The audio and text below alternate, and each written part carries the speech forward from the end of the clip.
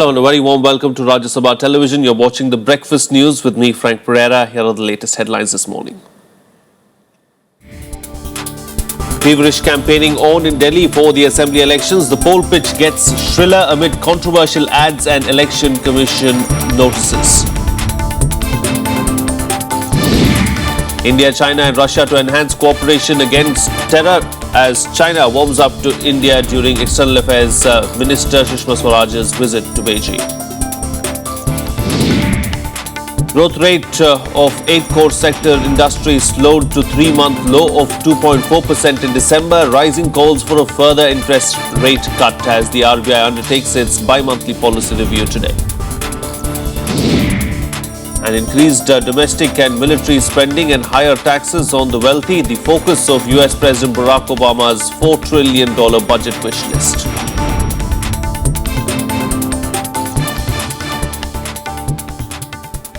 First up in the bulletin this morning, spats, both verbal and in print. Besides the stepped-up political attacks, continue to mark campaigning ahead of poll day for the Delhi Assembly elections, now just 4 days away. Now, the latest is a war of words over an advertisement by the Saffron Party mocking Aam Aadmi Party chief Arvind Kejriwal taking on ugly colours.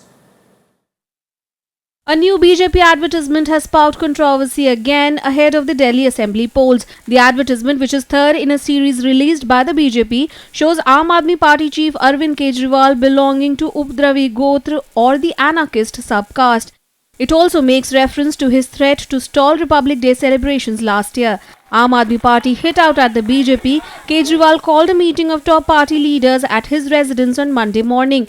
The party then decided to move the Election Commission, accusing the BJP of insulting the entire Agarwal community to which Kejriwal belongs. इसमें तो इन्होंने हद कर दी है। उन्होंने पूरे अग्रवाल समाज को उपद्रवी बताया है। उन्होंने लिखा है कि मैं उपद्रवी गोत्र से हूँ। भाजपा की लड़ाई मुझसे हो सकती है। उन्हें जो कहना मेरे बारे में कहे। वो पूरे अग्रवाल समाज को उपद्रवी कैसे कह सकते हैं? भारतीय जनता पार्टी को पूरे अग्रवाल समाज से माफ़ी मांगनी चाहिए और इसकी शिकायत हम इलेक्शन कमीशन से करेंगे। Meanwhile, the BJP too moved the Election Commission to file a complaint against the Aam Aadmi Party. The party alleges that AAP has violated the Model Code of Conduct by giving a casteist and religious overtone to what they claim is a political statement. An advertisement by the Bharatiya Janata Party which alluded to the Aam Aadmi Party's anarchist and obstructionist behavior. The anarchist attitude, mindset and behavior of the Aam Aadmi Party has sought to be twisted by the Aam Aadmi Party into a religious and casteist overtone, which is deplorable. We have complained to the Honorable Election Commission. Meanwhile, the Congress also hit out at the BJP, saying the party is trying to divide the society on the basis of caste and community. Last week, AAP took a swipe at the BJP for another newspaper advertisement in which Anna Hazare's sketch was shown with a garland. With inputs from Anu Diwan, Bureau Report for Rajya Sabha TV. Meanwhile, controversy has also emerged to dog the Aam Aadmi Party. The party's breakaway group, AAP Volunteer Action Manch or AVAM, has accused it of money laundering. They allege that the party received donations from 4 bogus companies, but AAP has denied all allegations and said that all transactions are legitimate.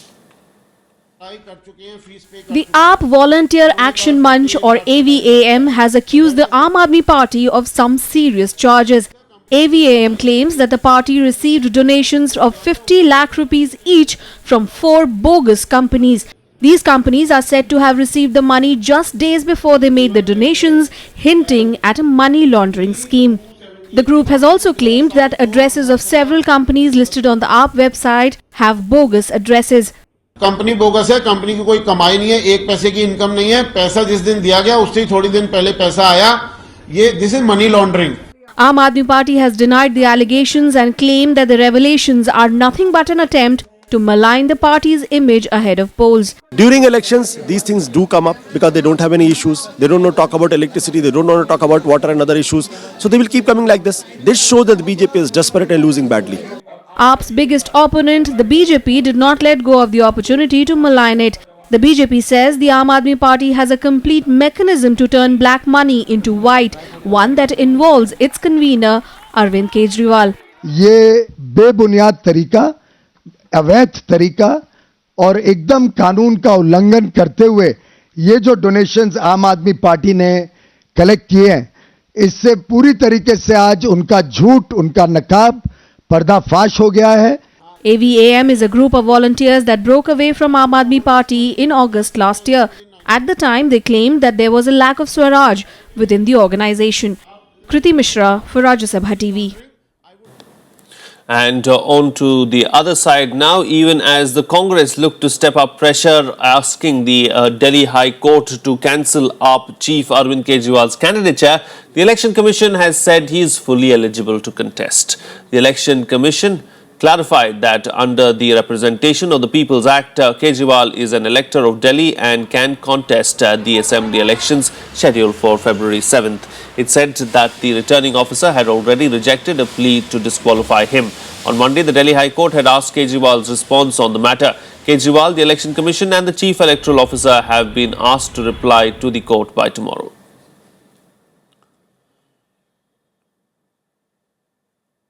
Meanwhile, as hectic campaigns in Delhi reaches its crescendo, diverse opinion polls have infused more anxiety in political parties. Varied responses from voters have made it difficult to ascertain the mood in the national capital.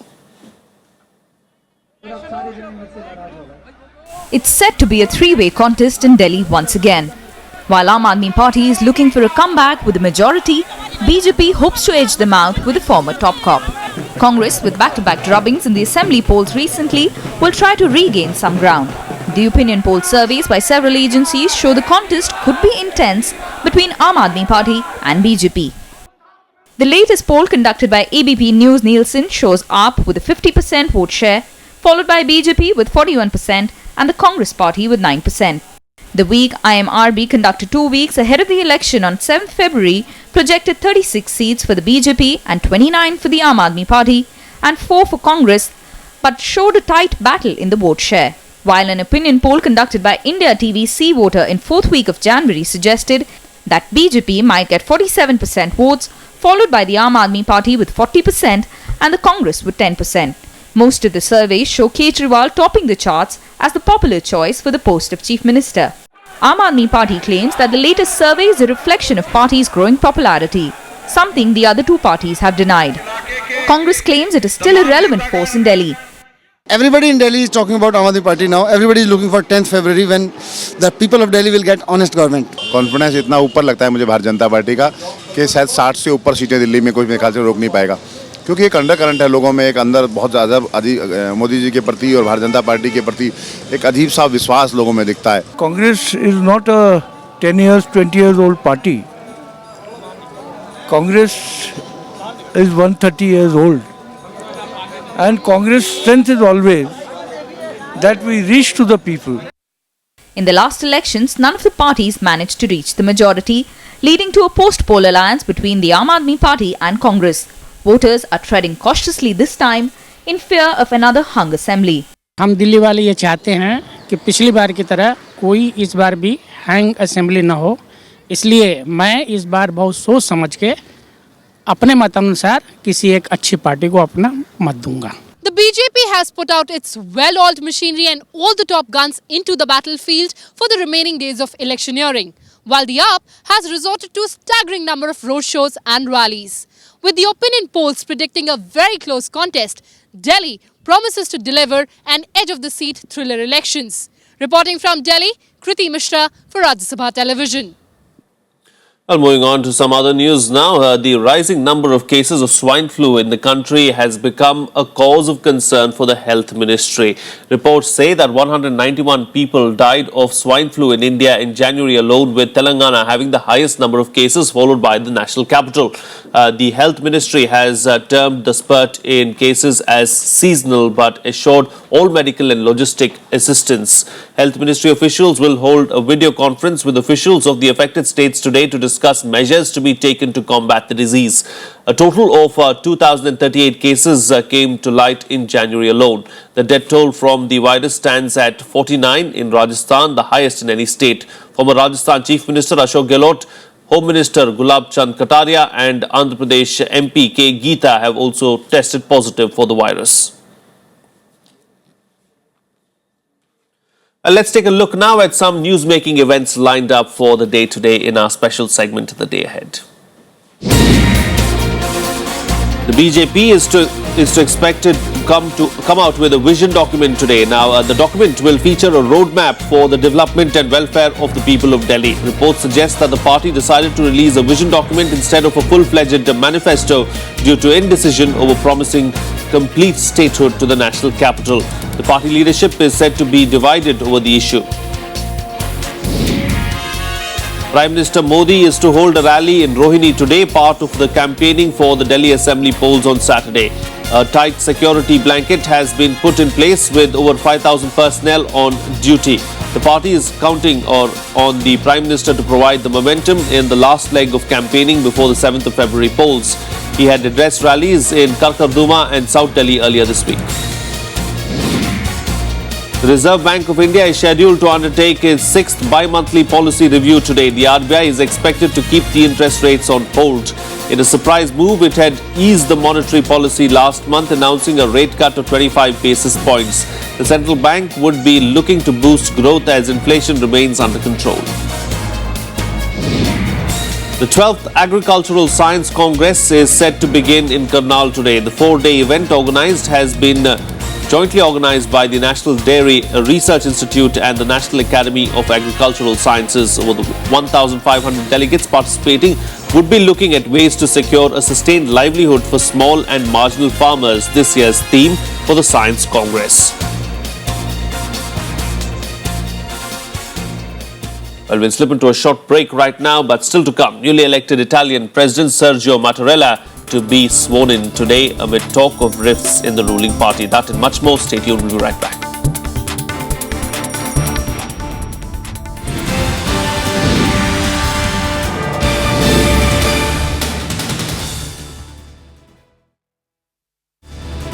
Welcome back. You're watching Rajya Sabha television. Well, Russia, India and China made significant breakthroughs on cooperation against terror and connectivity issues at the RIC trilateral meeting yesterday. Looking ahead, India and China have agreed to hammer out a solution to the long-standing border dispute ahead of Prime Minister Modi's China visit in May. Here's a report. India, Russia and China making a clarion call against terrorism. The three sides called for an early conclusion of the Comprehensive Convention on International Terrorism as the 13th Russia-India-China Foreign Minister trilateral meeting concluded in Beijing. CCIT is a resolution moved by India to address gaps in international legal framework against terrorism, with an objective to strengthen cooperation to combat terrorism globally. 1996 में भारत ने संयुक्त राष्ट्र संघ में एक प्रस्ताव दिया था, comprehensive convention on international terrorism. वो पिछले 19 वर्षों से पड़ा है, आगे नहीं बढ़ा। क्या आज आरआईसी के तीनों विदेश मंत्री इस पर एक समझ बना सकते हैं कि इसको जल्दी कंक्लूड किया जाए? मैं धन्यवाद देना चाहती हूं अपने दोनों साथी विदेश मंत्रियों का कि दोनों ने इस बात को भी स्वीकार किया। Earlier in the day, Chinese President Xi Jinping received Sushma Swaraj personally ahead of the meet. This was a break from the protocol. It's rare for Chinese President to meet a visiting foreign minister. Certainly a positive sign as India and China step up cooperation and implement the agreements reached between President Xi Jinping and Prime Minister Narendra Modi last year. We will make it easier for Chinese companies to do business in India and expect that similar encouragement would be given to our companies to expand their business in China. 开放而不封闭，包容而不排他，共赢而非零和。 Sushma and Jinping discussed the modalities for opening second route for Kailash Mansarovar Yatra via Sikkim by June. This will allow more Indians to undertake the pilgrimage. They also agreed to make efforts to resolve the border dispute at the earliest. There were also talks on reviewing the implementation process for various commitments made by China, including $20 billion investments in 2 industrial parks and cooperation for modernization of Indian railways. On the sidelines of the meet, Sushma also met her Russian counterpart Sergei Lavrov. Officials said their talk centered on the vision document called Druzhba Dosti, aimed at strengthening the Indo-Russian partnership over the next decade. The document focused on further cooperation in energy, technology and innovation, expanded economic engagement and global order and world peace. Sushma Swaraj arrived in Beijing on Saturday for a 4-day visit to lay the groundwork for Prime Minister Narendra Modi's maiden visit to China, which is expected in May. Bureau Report, Rajya Sabha TV.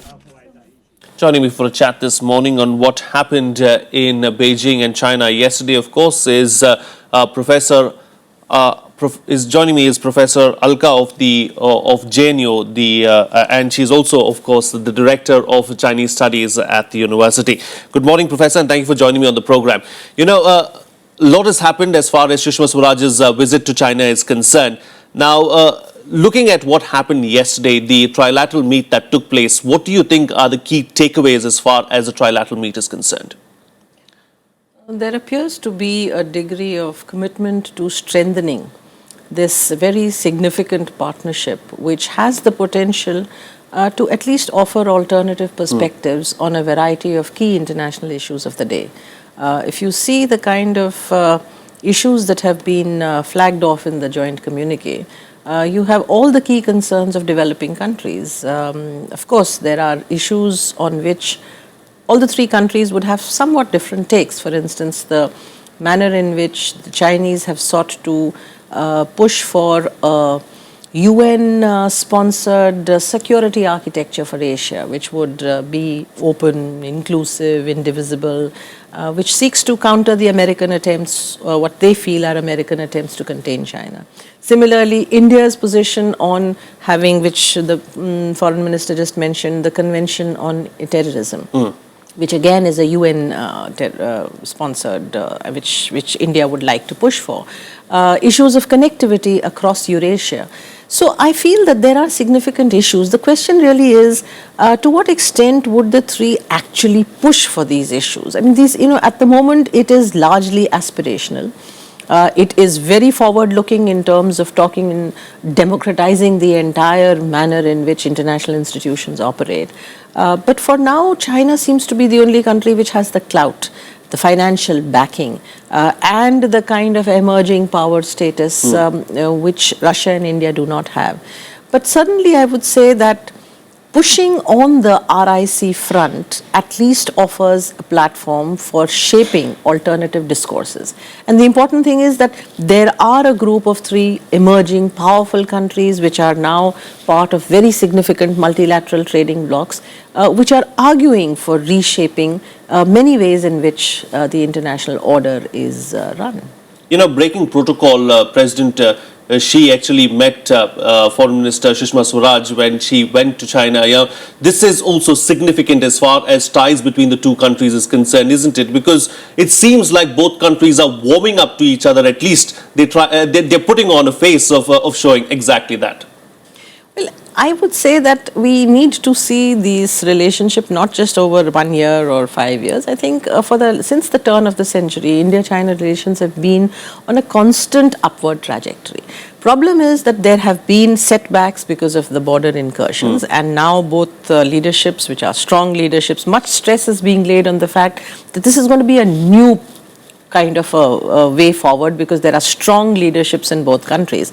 But we have a very intractable issue, and it has created a lot of mistrust between the two sides. So you have seen that while trade has been galloping, there are issues now with the trade also. It's an expanding, deepening, comprehensive relationship that is emerging. Now the question is, how do you resolve the outstanding issues? And clearly, Xi Jinping's gesture to the foreign minister indicates that they would very much like to keep the relationship.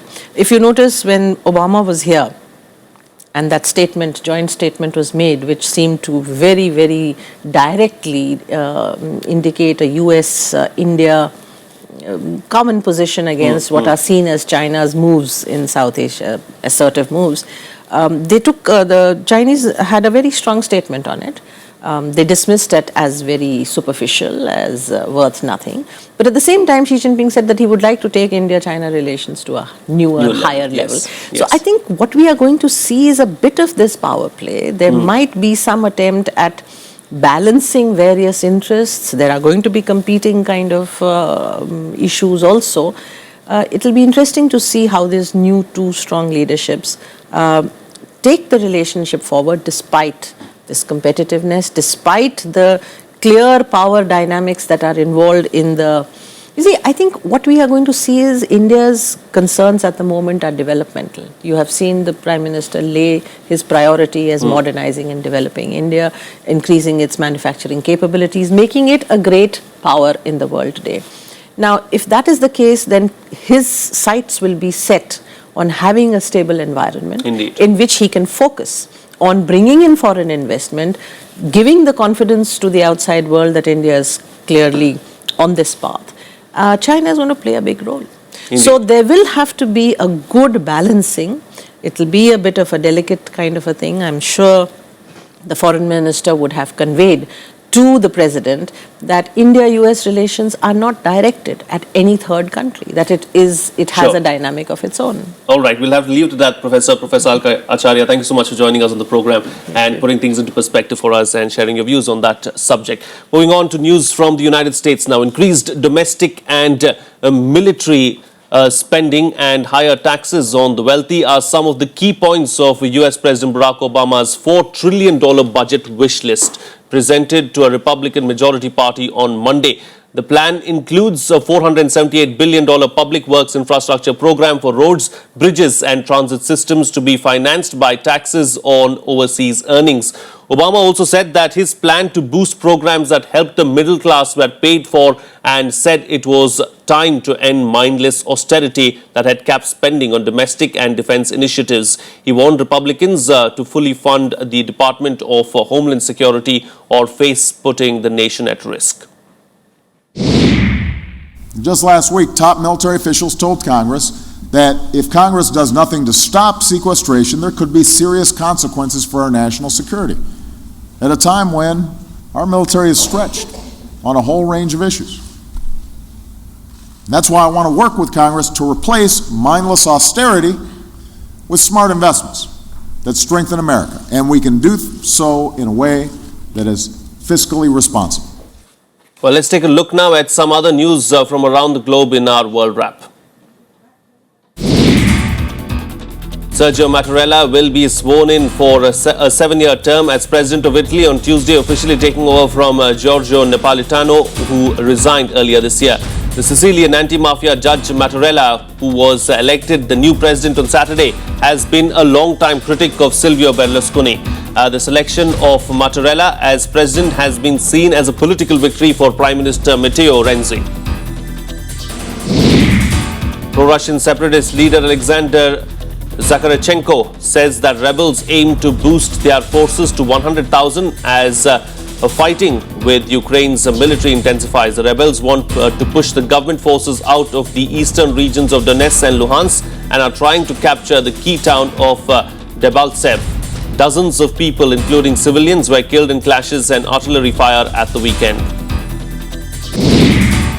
5 people were killed and several wounded when a car bomb went off near a stadium in the northeastern Nigerian city of Gombe a few minutes after President Goodluck Jonathan gave a speech at a party rally there. The bomb exploded about 200 meters from the stadium. There was no immediate claim of responsibility, although suspicion is likely to fall on Boko Haram, which has attacked Gombe several times. The trial of former IMF chief Dominique Strauss-Kahn on pimping charges has begun in France on Monday. Strauss-Kahn is accused of helping to procure sex workers for an alleged prostitution ring based at a hotel in Lille. The former presidential hopeful has admitted attending sex parties there but says he did not know that some of the women were prostitutes. The case is the latest sex-related allegation to trouble Strauss-Kahn.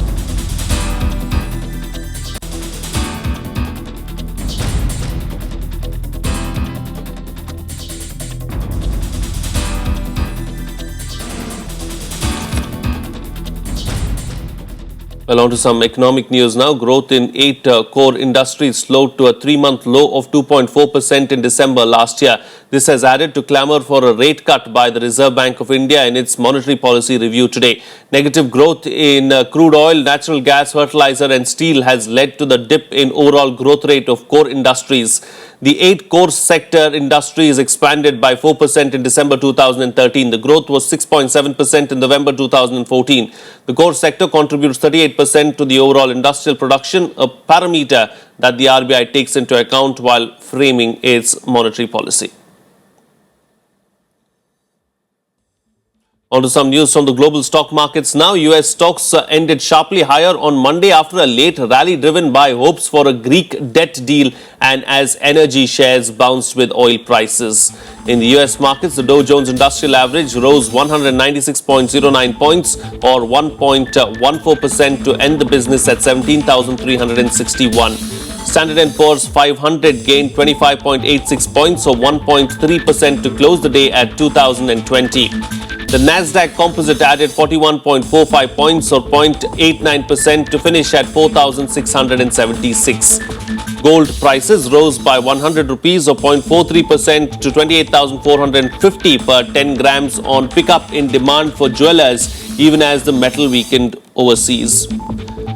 Silver, however, met with the resistance and declined by 350 rupees or 0.39% to 38,000 per kilogram on reduced offtake by industrial coin makers.